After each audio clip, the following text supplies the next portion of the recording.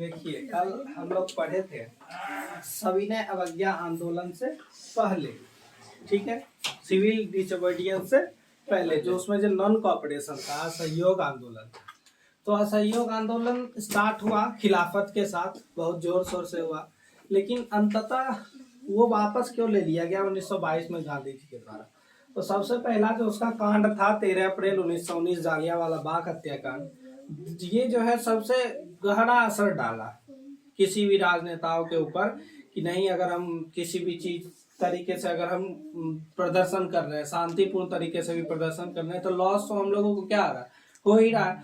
गांधी जी का था कि अहिंसा, लेकिन हिंसा तो हो ही रही है अंततः। और एक 1922 में चौरा चौरी कांड हुआ था, जिसके वजह से गांधी जी को क्या करना पड़ा, वो असहयोग आंदोलन क्या करना पड़ा, वापस लेना पड़ा। और फिर गांधी जी 1922 में जब असहयोग आंदोलन वापस ले लिए, तो गांधी जी जेल में भी चले गए थे कुछ दिन के लिए, और ये सब तुम्हारे बुक में नहीं लिखा गया।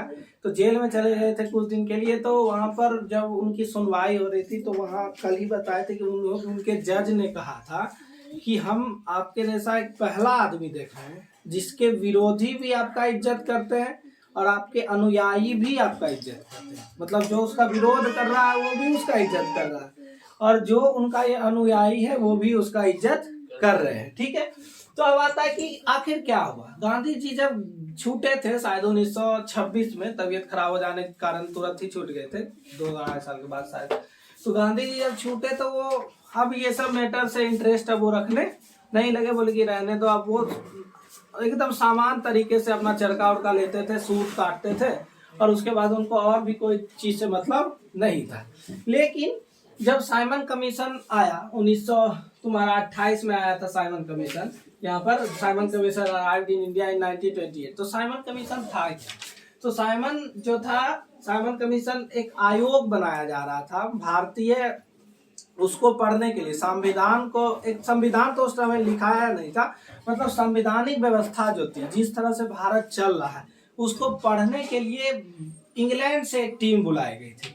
और इंग्लैंड से जो टीम बुलाई गई थी, तो साइमन कमीशन जो आयोग बनाया गया था, उसमें एक भी भारतीय नहीं थे। तो दिया हुआ है the British government constituted statutory commission under sir John Simon. उस दिन भी बताए थे रॉलेट एक्ट, रॉलेट एक्ट भी किसी आदमी के ही नाम पे रखा गया था, सर सिडनी रॉलेट जो बताए थे। और ये भी जो कमीशन है जॉन साइमन के ही नाम पे रखा गया था। फिर क्या था कि the commission was made to look into functioning of the constitutional system in India. संवैधानिक जो तरीका है चलने का भारत का, उस चीज को क्या करने के लिए, देखने के लिए। यहाँ पर देखने मतलब आंख से नहीं, पढ़ने के लिए कि कैसे चल रहा है और क्या इसमें सुधार होना चाहिए, और क्या इसमें कहीं संविधान के तरफ से ऐसा हो सकता है किसी को ज्यादा छूट मिल गया तो उसको कम करना है। तो उस चीज को पढ़ने के लिए, उस चीज को एनालिसिस करने के लिए एक टीम बुलाई गई थी। कहाँ से? तो इंग्लैंड से। फिर आता है कि एंड सजेस्टेड चेंज, और कुछ चेंज भी अगर हो सकता है तो उसमें वो चेंज करेंगे। कौन? तो साइमन कमीशन, ठीक है। साइमन बता रहे सर जॉन साइमन जो आदमी थे। तो अब आता है कि but since all the members in the commission were British, जितने भी मेंबर्स उनमें थे आयोग में, सभी क्या थे? ब्रिटिश थे, भारतीय एक भी नहीं थे। The Indians leaders oppose the commission. अब देखो, भारत जा रहे हो, भारत की संवैधानिक व्यवस्था को पढ़ रहे हो, उसका तौर तरीका पढ़ रहे हो, और एक भी भारतीय को तुम वहां पर रख नहीं रहे हो उस आयोग में, तो तुम्हारी व्यवस्था अच्छी चलेगी? नहीं चलेगी। क्योंकि तुमको अगर कहीं भी जाना है, तो कहीं भी कुछ नया चीज स्टार्ट करना है, नया इनिशिएटिव कर रहे हो, तो वहां के आदमी के साथ तुमको मिलना पड़ेगा, वहां के आदमी के साथ तुमको थोड़ा घुलना पड़ेगा, तब ना वहां की अच्छाई और खराबी के तुम बारे में जान सकते हो। अपने मन से तो कोई कानून तुम बना नहीं सकते हो। तो इस वजह से क्या था, देखो यहाँ पर तो ब्रिटेन भी गलती किया, 1-2 भारतीय को रखना ही चाहिए था। क्योंकि भारत का, अब तुम कितना भी रह जाओ, 150 साल तक एक जगह पे रह जाओ, लेकिन जो वहां का मूल निवासी है उसका एक अनुभव अलग होता है, ठीक है। तो इसमें जो थे साइमन कमीशन, जो एक आयोग बनाया गया था, उसमें एक भी भारतीय नहीं थे। तो जिनका वहां के भारत के लीडर्सों ने, नेताओं ने क्या कर दिया, विरोध कर दिया, अपोज कर दिया। फिर आता है कि the Simon commission arrived in India, Bharat में आए कब, तो 1928 में। और जैसे वो एयरपोर्ट पे उतरे तो साइमन कमीशन वापस जाओ, साइमन कमीशन वापस जाओ के नारे से उनका स्वागत किया गया। It was greeted with the slogan go back Simon, और इंग्लिश में इसको कहते हैं हम लोग गो बैक साइमन, और हिंदी में इसको कहा गया साइमन कमीशन वापस जाओ, साइमन कमीशन वापस जाओ। फिर आता है कि all parties join the protest, सभी जो पार्टियां थी जो आज से कुछ दिन पहले, ये कब की बात है, ये 1928 की बात है, और असहयोग आंदोलन कब हुआ था, 1922 में। तो उतने दिन में अब सभी पार्टियां एकत्रित हो चुकी थी। अब सबको ये महसूस होने लगा था कि हमको अगर स्वतंत्रता पाना है तो हमको सबको एक होना पड़ेगा। अगर डेट के हिसाब से चले तो 1916 में गांधी जी में हिंदू में जो एक तरह से डाइवर्सिटी था, जो ब्राह्मण क्षत्रिय वैश्य शूद्र था, पहले उनको एक किए।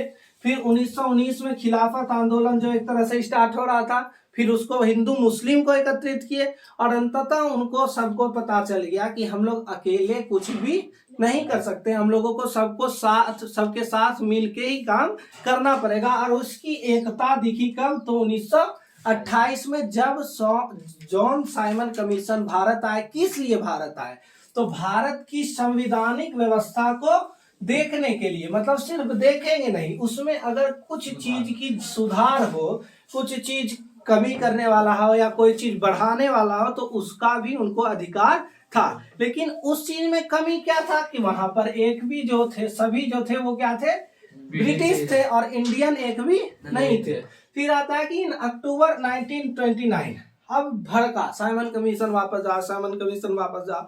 इस चीज को देखते हुए लॉर्ड इरविन जो कि थे वहां के एक तरह से शायद वायसराय थे, लॉर्ड इरविन ने क्या कर दिया कि भारत को डोमिनियन स्टेटस देने का एक प्रावधान रख दिया कि अरे चलो ठीक है, देखो समझो बात को, अगर तुम्हारे अग्निपथ में क्या हुआ था, नोटिस किया था, अग्निपथ में जैसे ही वो हुआ, वायलेंस हुआ, तो अग्निपथ में बाद में ये चीज अनाउंस किया गया कि नहीं, तो आप लोगों का जो शायद क्या था उसमें कुछ बाद में, कि आपका जो वो है बाद में पेंशन दिया जाएगा, ये सब चीज बाद में अनाउंस किया गया था। जैसे अग्निपथ में तो शुरुआत में ये था कि आपका 4 साल का नौकरी हुआ, 4 ही साल का, शायद सिर्फ 4 ही साल का नौकरी पहले अनाउंसमेंट में था। बाद में जब वायलेंस हुआ तब आर्टिकल ये हुआ कि आपको कुछ पैसा भी दिया जाएगा, आपको कुछ LIC भी उस टाइप का करवा दिया जाएगा कि बाद में अगर आप छोड़ भी रहे हैं तो आप उस पैसे से कहीं दूसरे जगह क्या कर सकते हैं, व्यापार अपना स्टार्ट कर सकते हैं। तो ये बाद में किया गया। ठीक उसी तरह जब साइमन कमीशन यहाँ आए थे 1928 में, तो उस दंगे को रोकने के लिए लॉर्ड इरविन ने क्या कर दिया कि भारत को एक डोमिनियन स्टेटस, हो सकता है उस समय का कुछ अच्छा स्टेटस होता होगा, देने के लिए सबको क्या कर दिया, ठंडा कर दिया कि यहाँ के भारत के लोगों को, भारतीय को हम लोग डोमिनियन स्टेटस देंगे। अब आता है कि फॉर इंडिया बट इस टाइमिंग वाज नॉट स्पेसिफाइड, लेकिन दे तो दिया गया लेकिन उसका समय ही नहीं बताया गया कि कब देंगे। 1929 में था 30 में देंगे, 31 में देंगे, 32 में देंगे, 33 में देंगे, मतलब किसी तरह से होता है ना बच्चा को फुसला लेना, तो वही हो गया था। He also offered to hold a round table, और वो बोले कि चलो ठीक है, अब हल्ला गुल्ला हो ही गया, पूरा विश्व जान ही गया है कि वहां बेइज्जत कर दिया ब्रिटिश को, क्या तो साइमन कमीशन वापस जा करके, तो ऐसा करो आप बैठ के बातचीत कर लो, भाई तुम हम भी हैं, भाई हैं। तो बोला कि conference to discuss the future constitution, और वो बोले कि चलो ऐसा करो, बैठ के एक राउंड टेबल बनाते हैं, राउंड मतलब जरूरी नहीं गोल, सब मिल के बैठ के बात करते हैं और यहाँ पर एक भारत का नया संविधान तैयार करते हैं। तो इसका यही है कि सबसे पहली बात है कि तुम्हारा 1919 में जालियांवाला बाग हत्याकांड था, असहयोग आंदोलन हुआ पर, उसके बाद 1922 में चौड़ा चौड़ी कांड हुआ और गांधी जी अंडरग्राउंड हो गए। उसके बाद यहाँ से कोई खास इंटरेस्ट वो रखने नहीं। लेकिन जब साइमन कमीशन आया, साइमन कमीशन आ रहा था, साइमन कमीशन में क्या था कि यहाँ के संविधान को पढ़ना और अगर कोई चेंज की आवश्यकता हो तो वो चेंज को भी करना। लेकिन था क्या उसमें कमी कि एक भी ब्रिटिश उसमें नहीं थे, सब सॉरी एक भी भारतीय नहीं थे, सारे ब्रिटिश थे। और जब वो 1928 में भारत आया तो साइमन कमीशन वापस जा या गो बैक साइमन के नारे से उसका स्वागत किया गया। और इस चीज को देखते हुए उस समय के वायसराय जो थे लॉर्ड इरविन, इनका नाम याद रखना, लॉर्ड इरविन जो थे, ये कह दिए कि भारत को हम एक डोमिनियन स्टेटस देंगे और आओ साथ में बैठ के हम लोग बात करते हैं। काय लल्ला गुल्ला कर रहा है, साथ में बात करेंगे और फ्यूचर का, भविष्य का एक संविधान भारत के लिए हम लोग निर्माण करेंगे। ठीक है।